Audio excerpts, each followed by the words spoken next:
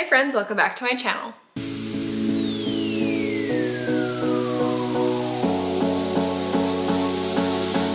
So if you haven't already noticed, my hair is dyed, but technically it's just my normal color. So it's not like it's dyed back to my roots. I am still getting used to it. It's like super weird.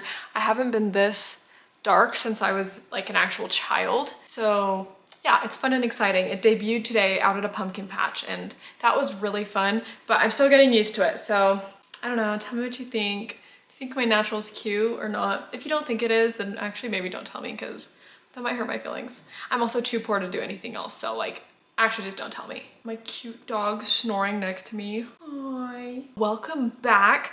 I have been on that fall grind. Every day, something pumpkin, something fall themed. I'm obsessed with it. I'm also in like my cozy knitwear era. I wore these today to the pumpkin patch. Low-key a terrible idea because all of the prickly plants got stuck in this wool or whatever this fabric is. I was freaking out because it would not come out and I was like, oh my gosh, these are new, I'm gonna ruin them. But when I put them through the wash, by the grace of God, they're fine. So I'm very happy about that. To preface today's video, I have to tell you a few things about myself. One, I am on my period. Point blank period, literally. Also, I am somebody who gets really, really depressed when it's dark outside for long periods of time. If I like can't be outside or be in the sun or I'm like super cold, especially when I'm cold, I just get really depressed. And I, shocker, don't like to be depressed. So I am trying to do a lot of things different this season, and honestly, having you guys and this channel really, really helps me to get through that and motivate myself to do something and motivate myself to like get ready. With those two things in mind, today's video is going to be about different ideas for self-care. These ideas are going to cost you any money, so if you are not wanting to spend money or you're trying to save or any of that, don't you worry, this is for you. And if you are all about spending money, this is also for you because there is a way to spend money in all of these things. I know sometimes I confuse self-care with spending money, especially in the moment when I'm like, man, I'm really, really tired and I probably should care about myself enough to let myself rest, but maybe I'm gonna buy a dress instead. Yeah, I've done that before, so don't worry if that's you, but these are a few things that I do that really help me and really work for me, and I thought I'd share with all of you. Another thing, guys, this is like not on topic, but I am in my wearing blue light glasses era. I look at a computer all day for work and for school and for editing, and like obviously I'm on my phone trying to do social media stuff, and I have been getting crazy headaches for the longest, for like as long as I can remember, honestly, since I started being on a computer so much. And so I got some of these glasses. One, I think glasses are so sexy. If you wear glasses versus when you don't, in my opinion, you are sexier with glasses. I don't know what it is, it's just the thing. It's just a thing. I feel cute when I wear my glasses, which is nice, and I don't get headaches, and I got some in this like Amazon pack. There were 4 colors. So basically any outfit I wear, it matches with them. And my favorite part, so my favorite color is pink, okay? You can probably tell, I love pink. But there was a pink pair of glasses. Literally obsessed. You may have noticed in my last video that I was wearing some. I don't actually wear glasses. I just like the blue light ones. I like how they look and they don't give me headaches. So that's amazing. Although it is kind of weird because my mom wore glasses when she was young and she had dark hair, and I'm like the age she was when she had me. So I kind of look like her. It's kind of tripping me out, but it's fine. It's fine. She's beautiful.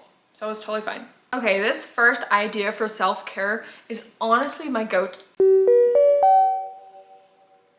Sorry, I got a text. This first idea for self-care is honestly my go-to. Anytime I'm feeling bad or sad or like even slightly off, I immediately either draw a bath or take a shower. For me, when I think about somebody who is struggling, if I'm wanting to show them that I care for them, I want to have them feel clean and feel nurtured. And so being in a warm bath or in a warm shower not only actually has physical effects in regulating your body, but it also is that extra step of showing yourself that you care for yourself. When I take baths or when I take showers, I'll make sure to use all my scrubs and I'll make really nice scents. I'll light a candle, I'll play some music, and in the shower, I'll play some music in the background. I have these shower paints that I like to use. So when I'm really needing just a long shower to decompress, I'll just start drawing on the shower walls with this finger paint that's for showers, and then I wash it off at the end. It feels so great just to be in there and have that warm water all over me. Some of my favorite bath products are bath salts, for sure. I use them anytime I take a bath because they seriously, one, smell amazing, and two, moisturize me. And also I don't know, they have like healing properties, I swear, because I always feel better when I have a bath with bath salts. So I like to use bath salts a lot. Sometimes I use bath bombs and sometimes I don't. It kind of just depends. I always like when I use them, but sometimes I just don't have them. But I also have some, I don't know what, it's like a powder stuff that's like for milk bath. And I'll put that in there and it just feels so soothing. It's amazing. I highly, highly recommend if you are struggling or having a hard time regulating or feeling like you're disconnected with yourself or anything like that, just take a bath or take a shower. You don't even have to like wash your hair or anything. Just sit in the warm water and put your phone away or just listen to music and let yourself think and just be in touch with yourself and be in touch with your senses. It makes such a big difference, I promise. The next thing I do for self-care that I wanted to share with you guys, especially when I'm anxious, is to color. I have a coloring book. It is a faith-based coloring book. I bring it with me to church. I color in it when I'm watching a show or when I'm feeling anxious or I feel like my thumbs need to be twiddling. So I'm not picking my nails or picking my skin or like frantically playing with my hair. I'll just color. And that has been so, so fun too, because then you also get to see these beautiful creations that you're making. I personally like the like Zen mandala type style for what I'm coloring because it's a little more intricate and there's a lot of different colors and options I can use. So I highly recommend either investing in a coloring book or just coloring. I'm sure you have pen and paper somewhere or paper and markers or whatever it may be, but that has also been so helpful with me in feeling anxious. My next item of self-care is honestly one of the harder ones and ones I'm more reluctant to do, but it is just doing the hard thing. I feel like sometimes we often confuse self-care and like complacency or self-care and procrastination. And I know that, for example, I have a lot of homework all the time and it really stresses me out. And I think the best way for me to care for myself is not say, oh, I'm gonna do that homework later and I'm just gonna like play on my phone now because it's stressing me out. I don't think that's self-care. I think there are times when that's appropriate, but there's also times when the best thing you can do for yourself is to show yourself that you can just do it and just get it done. That mind shift has made such differences for me in my life, especially with my academics, because it makes me feel so much less stressed and I also feel a lot more capable because I used to kind of run away from homework assignments or always dread them because I was thinking, oh my gosh, like this is like not how I'm caring for myself, it's stressing me out, blah, blah, blah. But as I've shifted my mind into thinking, wow, doing this hard thing and getting it done feels so good. It has just made things so much easier and actually made school so much more enjoyable, and I get my homework done quicker, which is really nice. I highly suggest just doing the hard thing, even if it's something you're kind of dreading to do, because you will feel better after and you will thank yourself after. This next self-care idea is something that also really helps me, and it is connecting with your higher power. For me, I believe in a Christian God, and something that I do when I'm feeling really overwhelmed or stressed is I will just pray, or I'll just communicate with, you know, my higher power, or I'll think about my higher power or try to see things from my higher power's perspective. And that has made such a difference too. And I'm not saying you have to have the same Christian idea of God that I do, but I really think there is such a benefit in believing there's something bigger than yourself that kind of has things taken care of for you. And it gives you a bigger perspective and allows you to be able to step back and know that you are being taken care of because someone cares enough for you to watch over you. And I think that's beautiful. And so that is a huge way that I have seen not only my connection with my higher power grow, but also I've seen me feel so much better within myself because I know that I'm not doing whatever it is I'm struggling with alone. Okay, this next self-care idea might sound a little bit cheesy, but I promise it's not. You might feel uncomfortable doing it at first, but if you keep doing it over and over, or you do it, you know, every once in a while, it'll feel so much better. But it is to write yourself a love letter. And no, I'm not saying something super, super romantic, like, oh my gosh, like you are like so hot and sexy, and like if I could, I'd, you know, no, not like that. And I also think that would be really weird, and that if you were doing that, you probably need to go get help. But what I'm saying is just to write yourself a letter about the things you love about yourself, your strengths, how you've seen your weaknesses improve, how you've noticed you are overcoming and growing, you know, how well you are doing in whatever area of your life it is, and acknowledging that there's room for improvement, but that you're doing great and doing so kindly. I think that just goes such a long way. And if you are someone who struggles to see yourself in a positive light like that, I know that I've had those moments too. But if that's your problem, then try to write that letter to yourself from the perspective of someone you love. Whether that be your mom or your boyfriend or your husband or your sibling, it really helps you kind of get outside of yourself as well and realize that the way you're thinking and what you're thinking, even though it feels all-consuming, it really isn't. And it's just gonna last a moment. And there are so many people around that love you and that they care for you and that you care for you. And it's just a beautiful thing. So I really suggest just writing a letter to yourself. This next one is one that I've really discovered recently.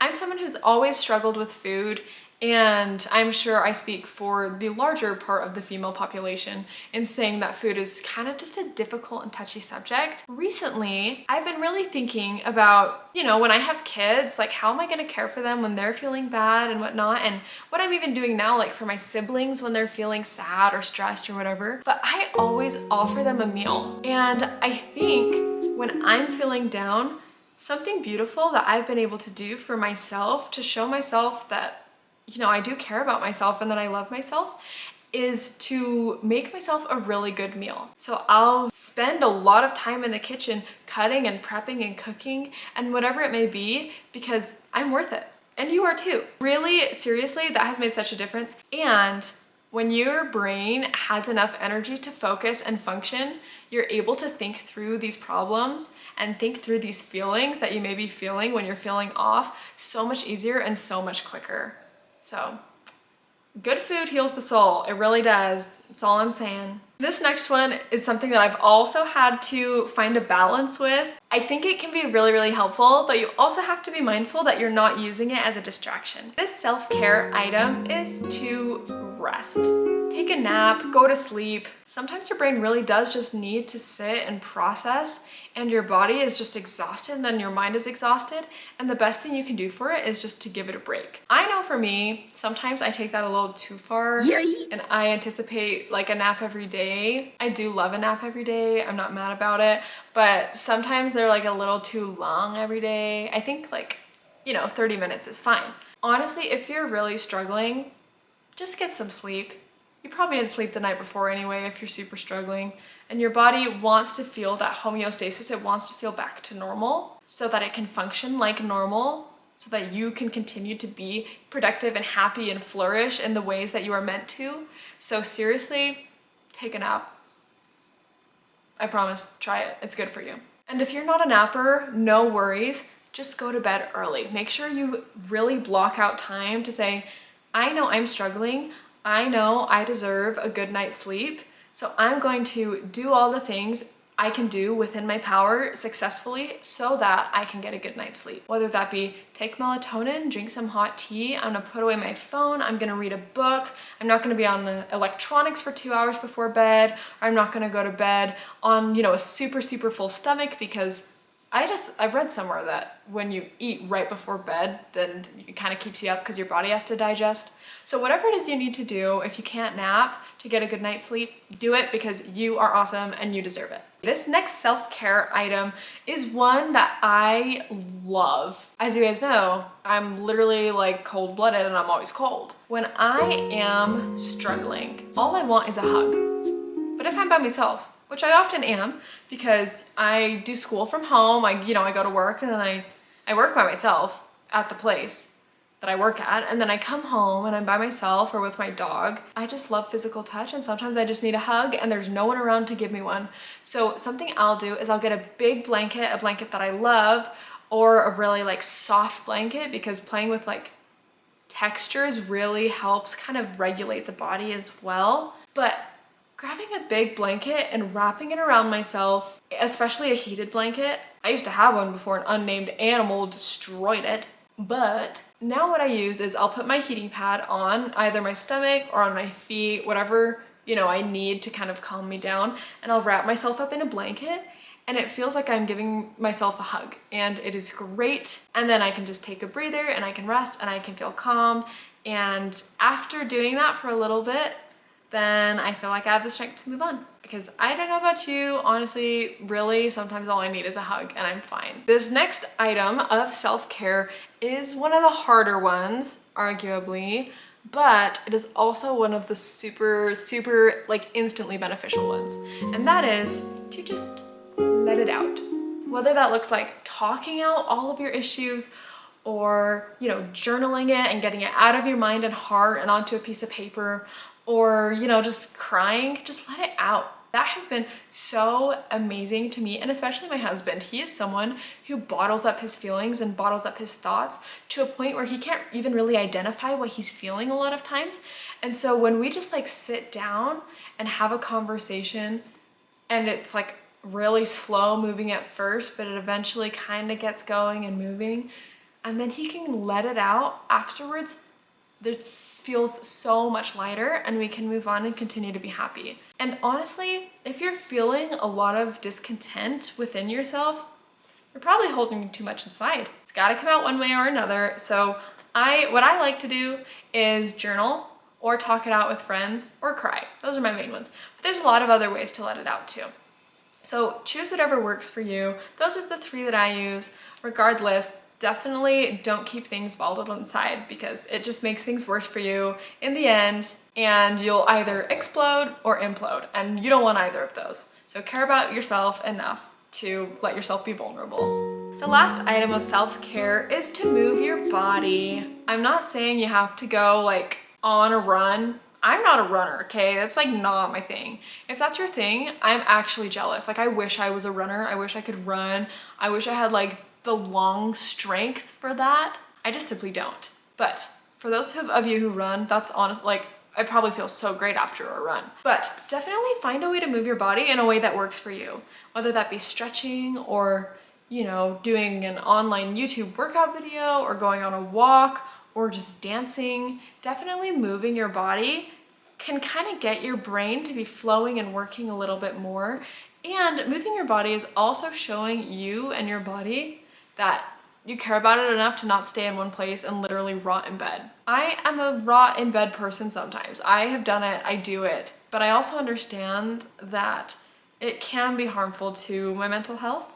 And so something that I really, really like to do is even just break that up a little bit. Like, get up and go clean something, or, you know, whatever moving means to you, just do it. And I promise you, you will feel at least a little bit better. I hope all of these things helped. It's honestly not an all-comprehensive list. Like, as I'm finishing this video, I can think of 5 billion more different self-care things that I use that I could share with you. However, those are kind of my tops that I use all the time. And I also have found those for me to be the most beneficial and fastest acting. So I love you guys, and I care about you guys, and keep yourselves safe and show yourself that you care about yourself this holiday season, and just with all of the big events coming up, because it can get really stressful being around so much family, or having so many events go on, or, you know, having no sun, not being able to go outside all the time, or being cold, or, you know, school ramping up. So take time to really reflect on what you need and how you can care for yourself. And I know you can do it, and I'm here with you. And let me know what other self-care things that you guys do that you guys love. I would love to get new ideas and hear about it, because I need it all the time too. But thank you guys so much for watching. Love you so much, and I hope you guys have a wonderful rest of your day. Bye.